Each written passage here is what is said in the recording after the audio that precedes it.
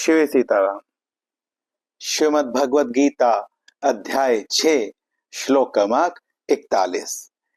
यह जो श्लोक है, यहाँ पर भगवान अर्जुन के उस प्रश्न का उत्तर दे रहे हैं जिसमें अर्जुन ने यह पूछा था कि वह जो साधक अपने प्रयत्न में अंत समय में असफल हो गया, मोहित हो गया, विचलित हो गया, तो वह फिर किस लोक में जाएगा।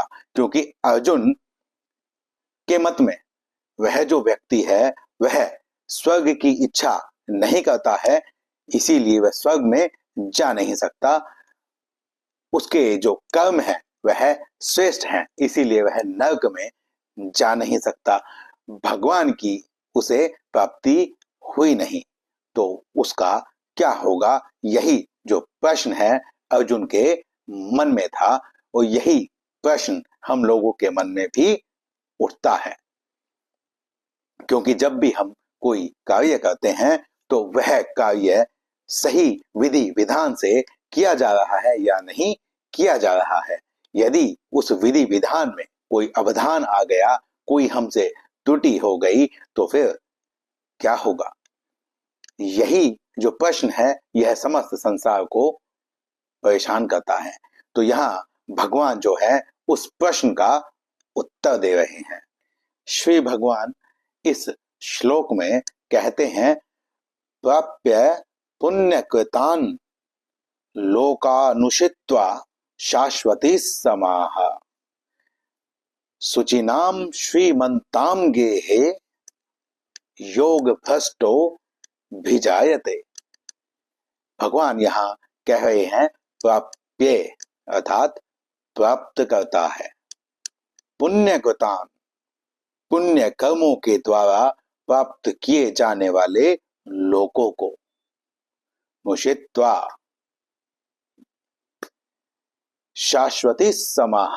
अब यहाँ जो शाश्वती शब्द लिया गया है, शाश्वत का अर्थ यदि हम देखें तो सदैव या अधिकांश स्थानों पर हमें शाश्वत का अर्थ यह मिलता है कि जिसका न आदि है न अंत है, जो सदैव एक सा रहने वाला है।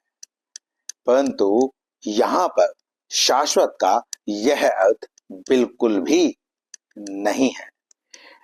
हमें शास्त्रों का अध्ययन करते समय बहुत विवेक से काम लेना चाहिए। हमें यह समझना चाहिए कि कौन सा शब्द वहां पर किस अर्थ में प्रयुक्त हुआ है। बस व्याकरण जान लेने से कोई यदि शास्त्रों के मर्म को जान लेता तो फिर बात ही क्या थी, कहना ही क्या था। हमें किसी भी ग्रंथ को जानने से, समझने से पहले, पढ़ने से पहले, उस पर कोई निष्कर्ष निकालने से पहले यह समझना चाहिए कि कौन किस देश काल परिस्थिति में किस व्यक्ति को क्या वचन कह रहा है, तो उसका आशय क्या होगा। यदि आप किसी भी ग्रंथ में से कोई भी एक श्लोक कहीं से भी निकाल कर उस श्लोक के आधार पर आप पूरे ग्रंथ को तोलने का प्रयास करें, तो आप यह समझ सकते हैं कि यह अन्याय ही होगा। जैसे भौतिक उदाहरण में यदि हम लें, हालांकि यह बहुत गंदा उदाहरण है, परंतु जो है सो है कि आप अपने शरीर को, जो भार है, उस भार को, अपने शरीर की एक उंगली को काट कर उससे क्या पूरे शरीर की तुलना कर सकते हैं? नहीं कर सकते हैं। शरीर में जितना भार है, जितने अंग हैं, जितना रक्त है, जितनी धमनियां हैं, जो भी कुछ है, उतना एक उंगली में तो नहीं ही होगा। इसीलिए ऐसा करना कभी भी सही नहीं रहता है। विषय को समझने के लिए उसका समग्र चिंतन आवश्यक है। यहाँ पर शाश्वती समाः यह कहा गया है, तो जो समा शब्द है वह वर्ष के लिए आया है। उसका अर्थ है वर्ष। अब शाश्वती समाह जब हम इकट्ठा करते हैं तो यहाँ जो शाश्वती है उसकी गिनती नहीं की जा सकती है। वर्ष, अब कितने वर्षों तक वो हो सकता है ये कहा नहीं जा सकता है, निश्चित नहीं है। यह एक क्षण भी हो सकता है और ये करोड़ों वर्ष भी हो सकते हैं। इसका मुख्य कारण क्या है, इस पर हम अभी आगे बात करते हैं। तो फिर भगवान कहते हैं सुचिनाम श्रीमंताम। सुचिनाम से अर्थ उस व्यक्ति से कहा गया है जो कि स्वच्छता में, जो स्वच्छ से भी स्वच्छ हो सकता है। जितने भी आपने व्यक्ति देखे होंगे जो कि स्वच्छ रहते होंगे वह उनमें भी श्रेष्ठ होगा। तो सुचि नाम श्रीमंता, वह जो श्रीमंत होंगे, जो अतुलनीय बुद्धि वाले होंगे, जो शास्त्रीय विधि विधानों को जानने वाले होंगे, धर्म के मार्ग पर चलने वाले होंगे, ऐसे पवित्र जो कुल होंगे, गेहे उनके घर में। योग भ्रष्टो भिजायते, जो योग भ्रष्ट हो गया है वह साधक जो अंत समय में विचलित हो गया था अपने लक्ष्य से, उसे योग भ्रष्ट कहा गया है। योग भ्रष्ट क्यों? योग का अर्थ होता है परमात्मा के साथ अपने संबंध को पुनः स्थापित कर लेना या उसे जान लेना, क्योंकि पुनः स्थापित कहना भी सही नहीं होगा, क्योंकि वहां से हमारा कभी संबंध टूटता ही नहीं है, हम उसे भूल जाते हैं, वह एक अलग बात है। तो परमात्मा के साथ अपना संबंध स्थापित करने वाला जो साधक था वह वैसा नहीं कर पाया, अपने लक्ष्य से विचलित हो गया, इसलिए वह योग से भ्रष्ट हो गया। तो जो योग से भ्रष्ट होता है वह भी जायते, कहाँ जाता है? यही भगवान बतला रहे हैं कि यदि उसका जन्म होता है तो वह जो सुचिनाम श्रीमंताम अर्थात जो पवित्र से भी पवित्र रहने वाले, शास्त्रोक्त विधि विधान से रहने वाले, धर्म का आचरण करने वाले ऐसे जो लोग होते हैं, उनके कुल में, उनके घर में जन्म लेता है। इससे क्या लाभ है?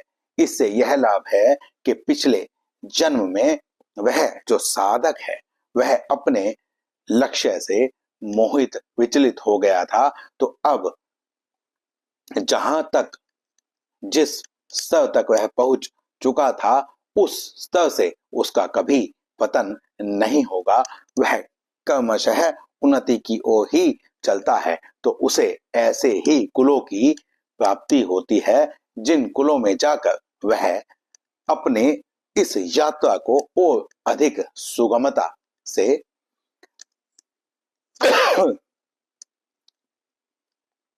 प्राप्त कर सके।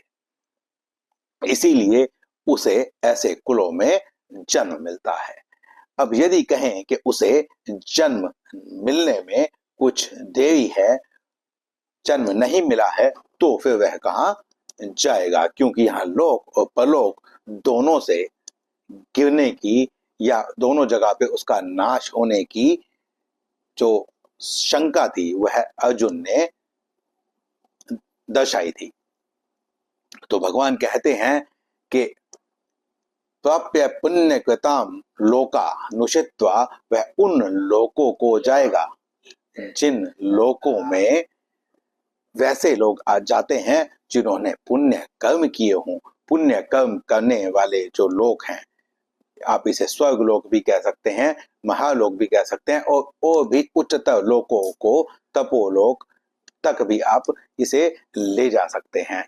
तो ऐसे लोकों में वह जो साधक है वह मृत्यु के पश्चात और जन्म से पहले का जो समय है वह समय वहां पर बिताता है। यदि मान लीजिए कि उसकी कोई भोग में वृत्ति हो गई थी अंत समय में, उसे वह भोग चाहिए था। अब यह तो सनातन धर्म का शाश्वत नियम है कि अंत समय में जैसी मनुष्य की वृत्ति होती है वैसा ही उसे जन्म मिलता है। जन्म मिलने का अर्थ भी यही हुआ कि वह उस गति को प्राप्त करता है। तो यदि कोई ऐसा सुंदर भोग भोगना वह व्यक्ति चाहता था तो वह स्वर्ग लोक में चला जाएगा और वहां पर जाकर उस जितने समय में उसकी वह इच्छा पूर्ण होगी उतने समय तक वह उस लोक में रहेगा।